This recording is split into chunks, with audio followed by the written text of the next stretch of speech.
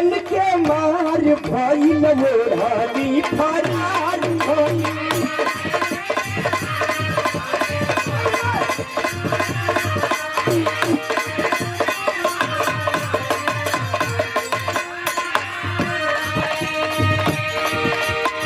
नहीं ना बेली सन के रहना बेकार भइल।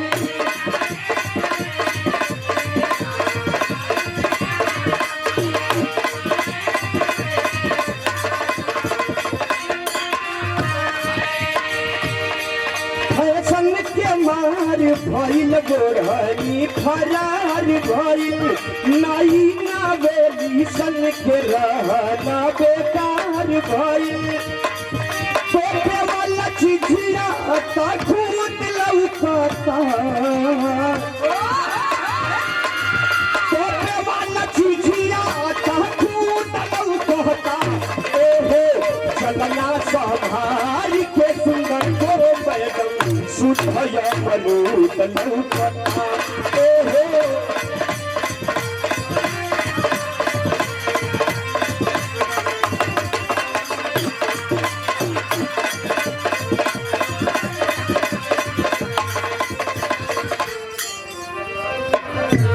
वहां पर आदरणीय आयोजक महोदय जी की ओर से 200 रुपया और सुंदर साफा पुष्पहार से स्वागत किया गया। चौड़ों कोट में प्रणाम, सबको यथाउचित नमस्ते प्रणाम हो।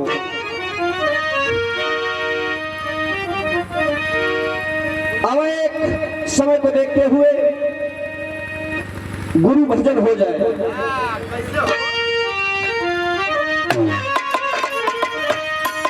देखें, प्रथम गुरु माता और पिता, इसके बाद दूसरा गुरु जो कि अंधकार से प्रकाश की ओर ले जाए।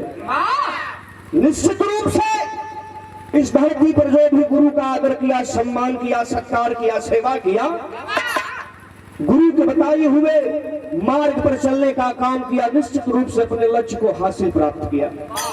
कहना है क्या?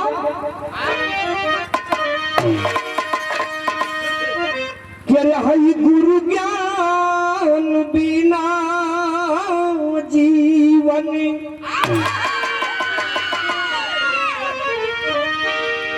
अरे गुरु ज्ञान बिना जीवन अरे रही जाई अधूरा हो।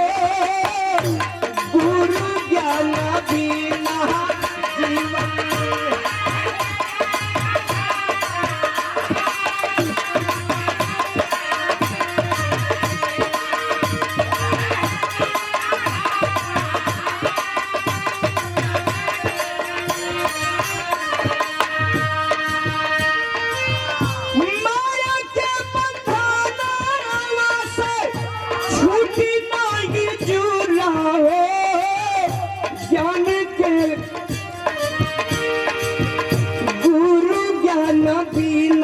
जीवन रही जाई अधूरा हो।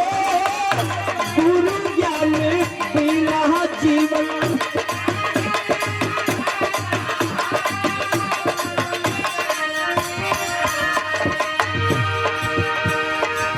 जैसे कि आज आदरणीय कमलेश यादव गायक हो रहे के साथ आज यहाँ के भीष्म पितामह परम पूजनीय आदरणीय परशुराम यादव गुरु जी को गुरु जी मान करके बहुत बखूबी पूजा पाठ आपने किया, यही सम्मान है। और निश्चित रूप से जो गुरु का सेवा सत्कार किया, आदर भाव किया, तो निश्चित रूप से विकास होगा, इसमें दो राय नहीं है। क्योंकि हमारे गुरु जी बाबू राम सिंह यादव, श्यामलाल पटेल गुरु जी, जिनके लेखनी को आज YouTube चैनल पर आप लोग देखते होंगे, जितना भी करंट मैटर कुछ मैटर ऐसा होला कि पेपर में अला के पहले हम अपन बिरहा YouTube चैनल पर दे देला। मेहनत बा, आप लोगों का आशीर्वाद बा, तो बहुत सारा रुपया देकर के सम्मान किया गया। नमस्ते प्रणाम, सबको यथाउचित नमस्ते प्रणाम हो। कहना है गुरु ज्ञान बिना जीवन। गुरु ज्ञान ज्ञान बिना जीवन रही जाई अधूरा हो, गुरु ज्ञान बिना जीवन।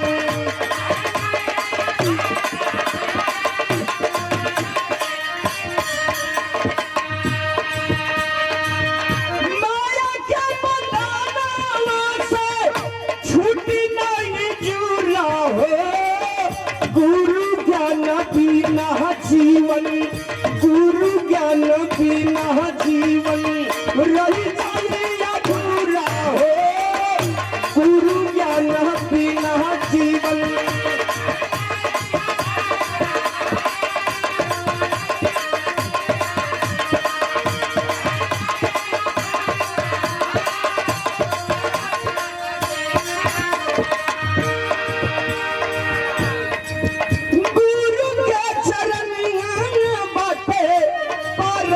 समान हो,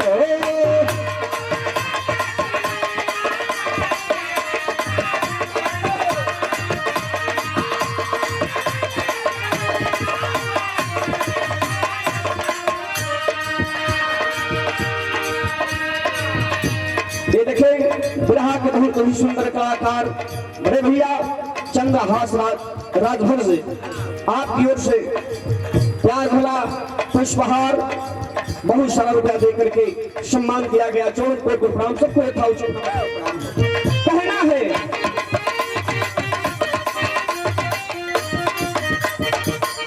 बहुत सारा रुपया दे करके सम्मान किया गया हमारे बड़े भाई जोगेंद्र यादव जी, साथ में पुष्पहार स्वागत किया गया। नमस्ते प्रणाम, सबको यथाउचित नमस्ते प्रणाम।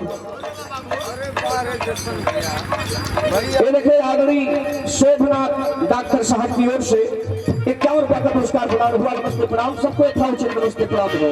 लेकिन कहना है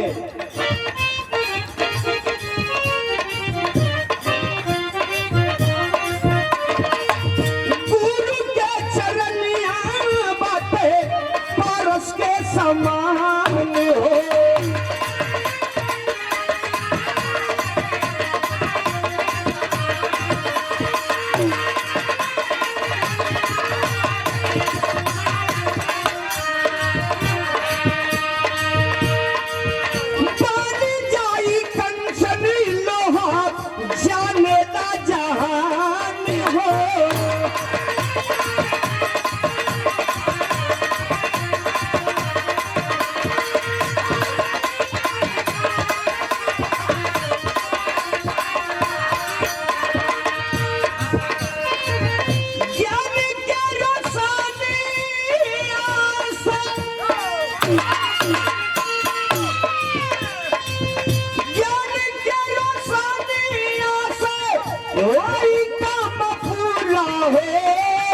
गुरु ज्ञान बिना जीवन, गुरु ज्ञान बिना जीवन रही जाए अधूरा हो, गुरु ज्ञान बिना जीवन।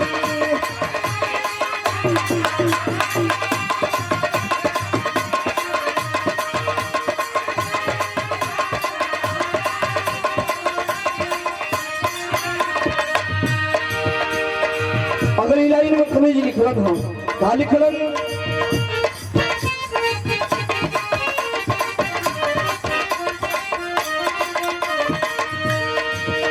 भाव सागर नाई आके सदगुरु खेवैया,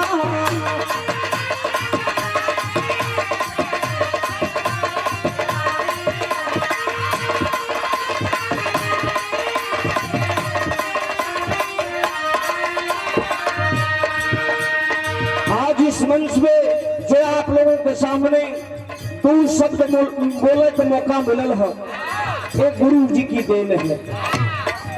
इसलिए कहना है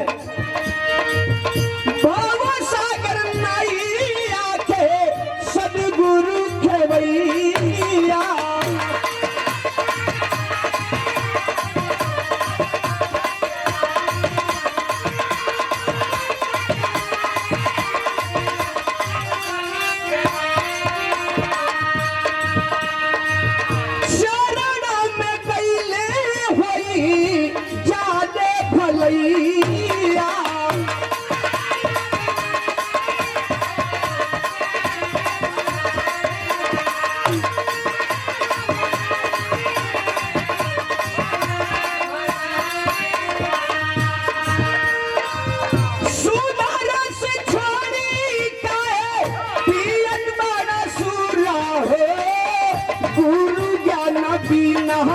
जीवन, गुरु ज्ञान बिना जीवन रह जाए अधूरा हो, गुरु ज्ञान बिना जीवन।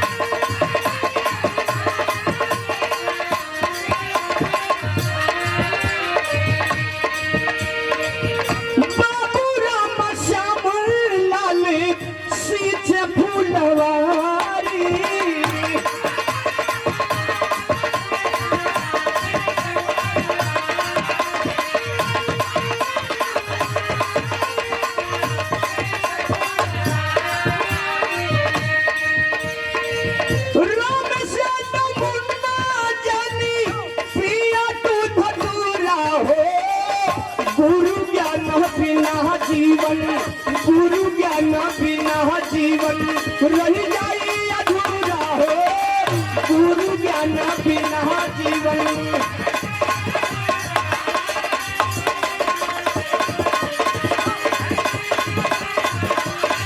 गुरु ज्ञान बिना जीवन रह जाए अधूरा हो, गुरु ज्ञान बिना